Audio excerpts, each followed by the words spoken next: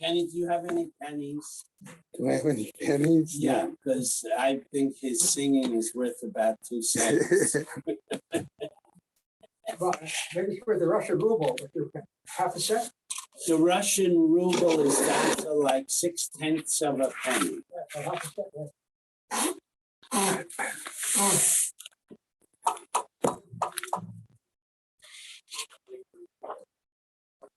And you can't get a big neck anymore. Everything. Why? Oh, wow. Oh, wow. What? Now, what's the lira today? I have no idea. There is no lira. Oh, see? So right away, see, I finally found a subject you have, there is you have no opinion on. there is a Turkish lira. Yeah. There's plenty of lira. No, I mean, like what people used to think of Italy, but they use the No, lira. they don't.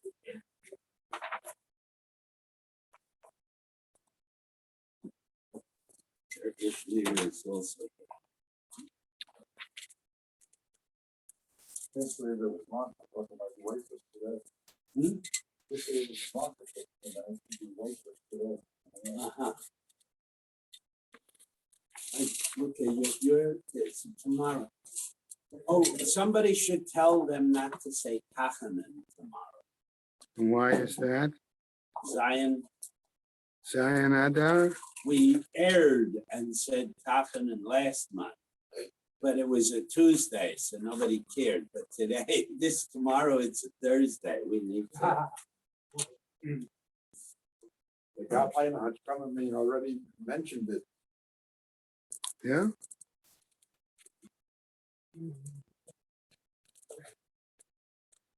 Oh, we have paper.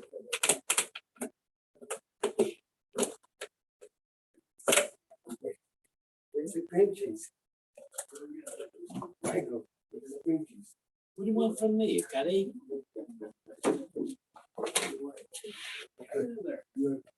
I know. Feeling is low. That was up the steps of those low and back inside. You have to have, because there were sewer stretches over time. There were sewer stretches. Yaster knows how to tighten.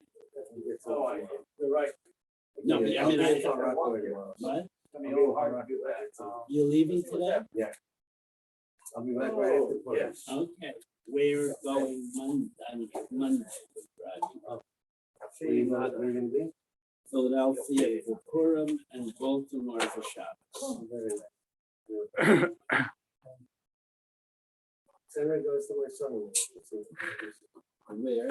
He's everywhere. Which one? Shui Okay, gentlemen, I'm going to get us started because I have a commitment right after the shiur, so, Okay. okay?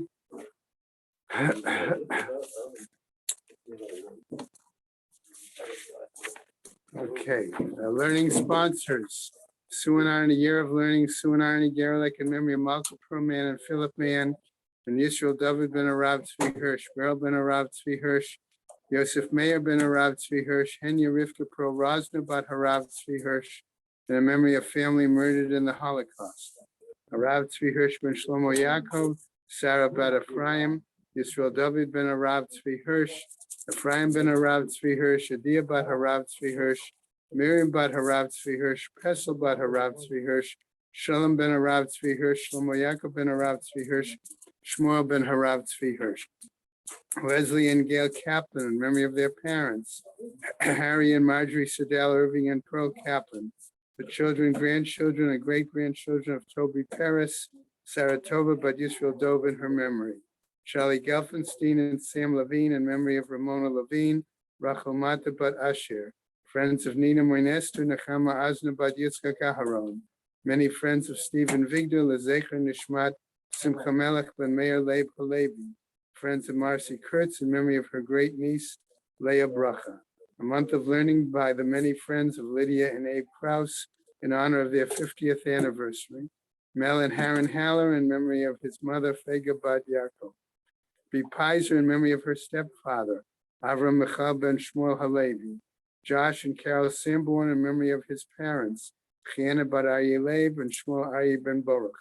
Jill and Perry Meltzer in memory of her father, Yaakov ben Yosef. A Week of Learning by Charlie Gelfenstein and Sam Levine, in memory of Charlie's wife and Sam's sister, Menucha Sarah Bad Yechiel Michal, and in memory of Sam's mother and Charlie's mother-in-law, Zissel Bad Yehoshua, Evelyn and Isaac Blachor, in memory of her mother, Carol Rivka Bad Harab Menachem Mendel, Leonie Meiselman, in memory of her husband, Nitzan Yitzchak ben Shlomo Zalman. Today is the 9th, right? And we have no days of learning for today.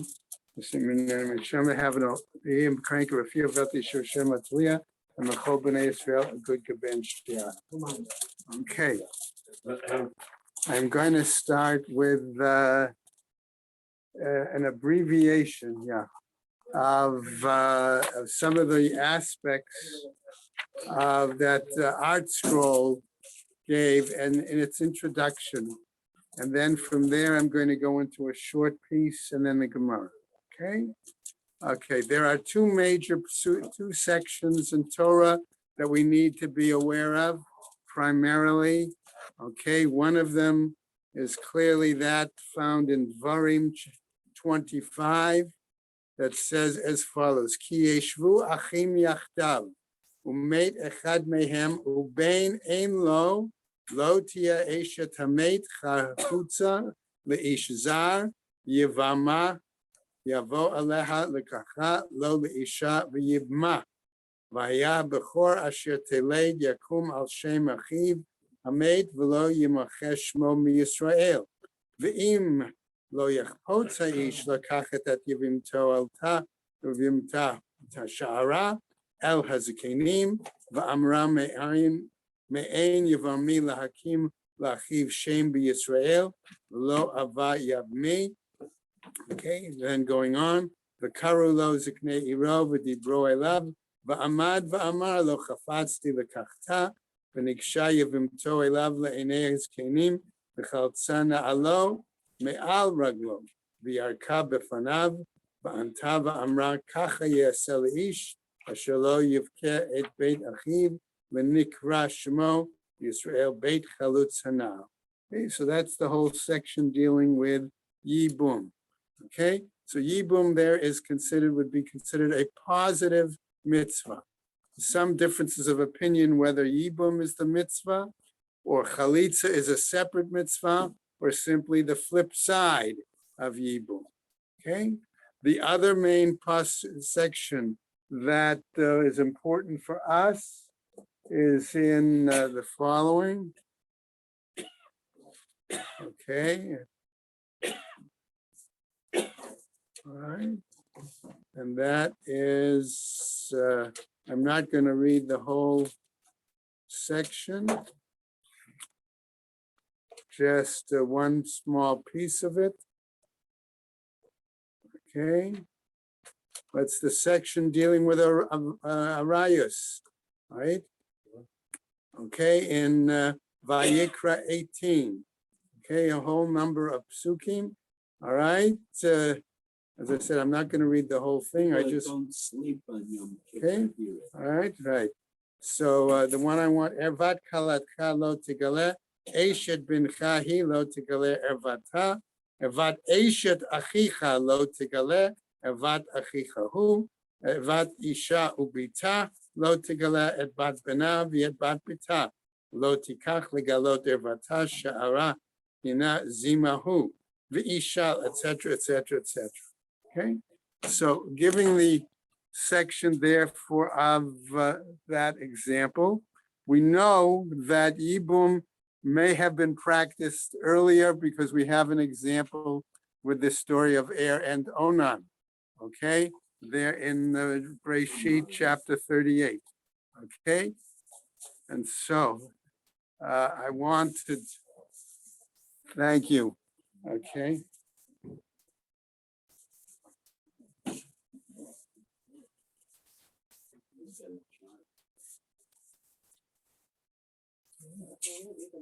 You got it?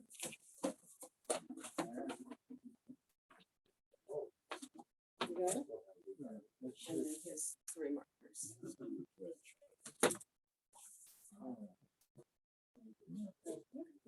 planning to erase during this class? We'll see. It could be. Because I'll bring up the wet wipes for it. Yeah, I'll bring up the wet wipes. Thank you, Andrea, very much.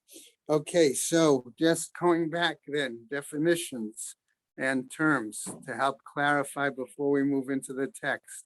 All this is my notes, basically abbreviating what Art Scroll had if you did not have a chance to look at the, okay?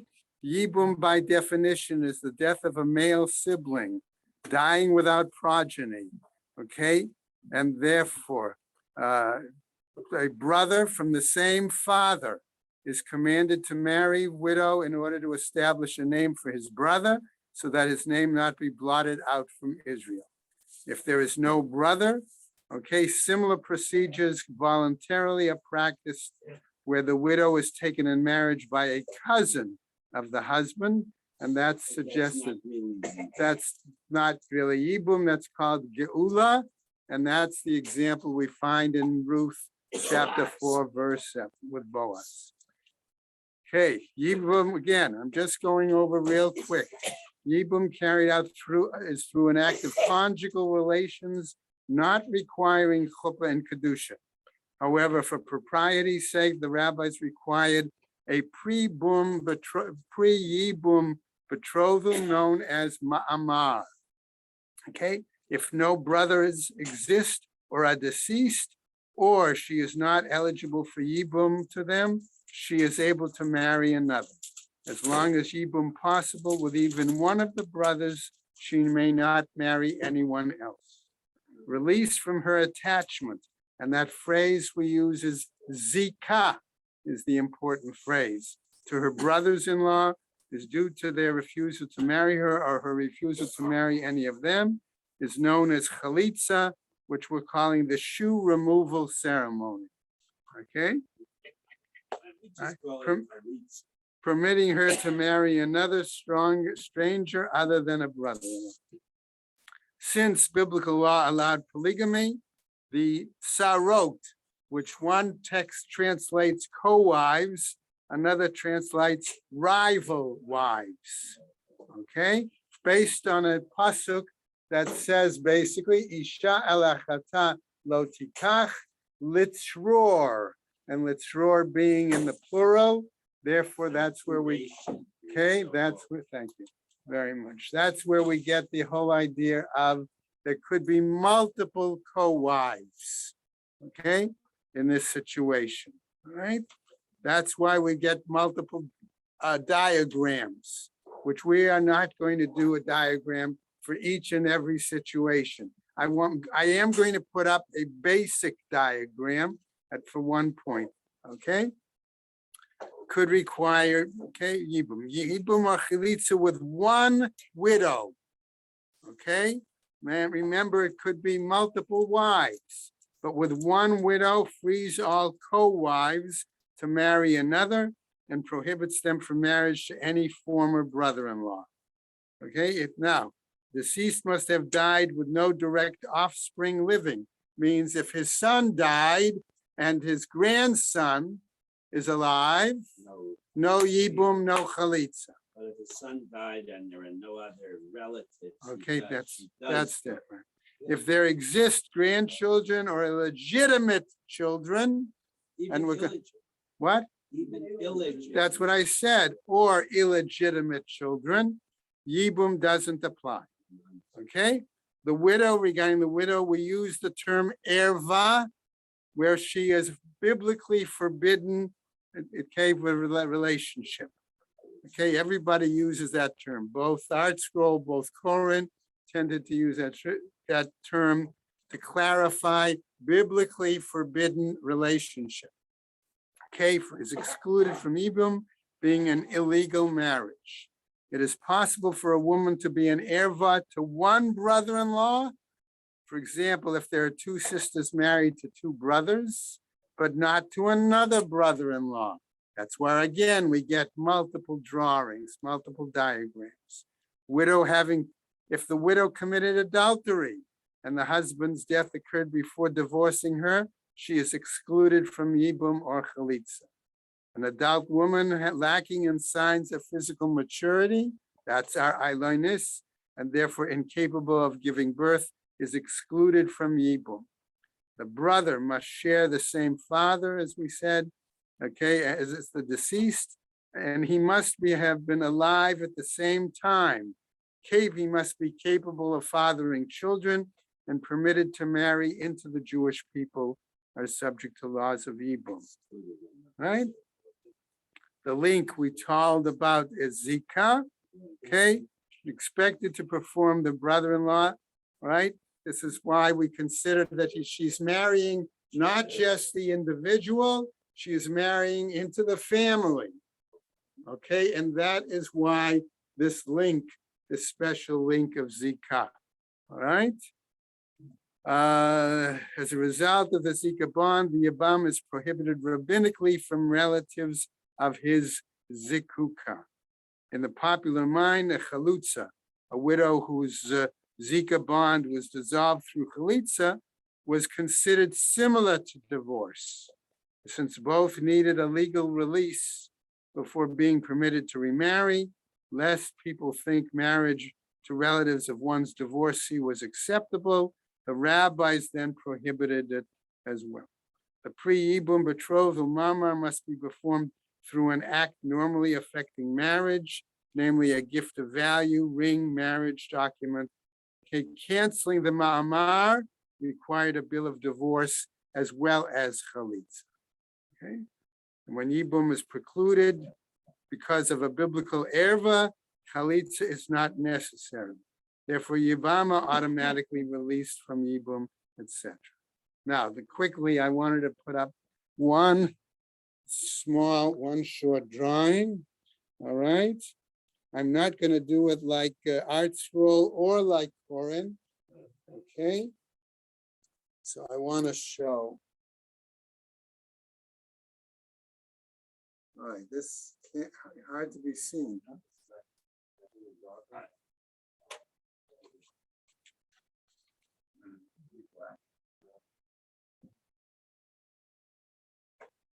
Those are males. Yeah, those are males. Those are males.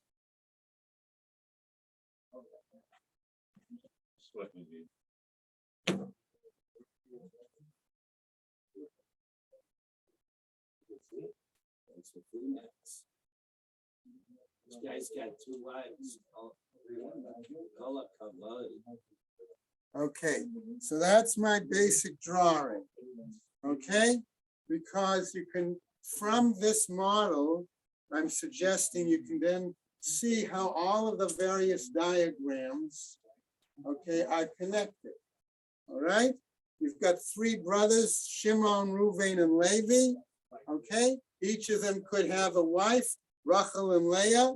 Okay, so the question is there a once, so you have the issue of co-wives, you have the issue of the fact that, for example, and then I'm going to go into the Gemara in a moment.